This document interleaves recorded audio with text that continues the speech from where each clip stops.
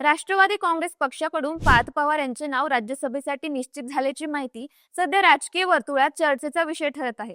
पक्षाचे अध्यक्ष आणि ज्येष्ठ नेते शरद पवार यांच्या कुटुंबातील तरुण नेतृत्व म्हणून पार्थ पवार यांच्याकडे पाहिले जाते आणि या निर्णयामुळे पक्षाच्या भविष्यातील राजकीय आराखडा स्पष्ट होत असल्याचे मानले जात आहे. पार्थ पवार यांना यापूर्वी लोकसभा निवडणुकीचा अनुभव मिळाला असून त्यातून त्यांनी संघटनामध्ये पातळीवर सक्रिय भूमिका बजावली आहे. राज्यसभेसाठी त्यांचे नाव पुढे येणे हे केवळ कुटुंबीय वारसा म्हणून न पाहता तरुणांना संधी देण्याचा पक्षाचा धोरणाचा भाग असल्याचे पक्ष नेतृत्वाकडून सांगितले जात आहे. राष्ट्रवादी काँग्रेस पक्ष सध्या महाराष्ट्रासह राष्ट्रीय राजकारणात नवे समीकरणे जोडण्याच्या प्रयत्नात असून अशा काळात तरुण आणि शिक्षित चेहरा पुढे आणून पक्षाला दीर्घकालीन बळकटी देण्याचा हा प्रयत्न असल्याचे राजकीय विश्लेषकांचे मत आहे.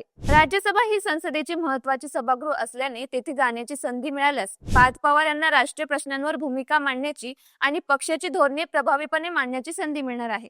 या निर्णयामुळे राष्ट्रवादी काँग्रेसच्या अंतर्गत राजकारणात उत्साहाचे वातावरण असून आगामी काळात पक्षाची भूमिका आणि दिशा अधिक स्पष्ट होईल अशी अपेक्षा व्यक्त केली जात आहे.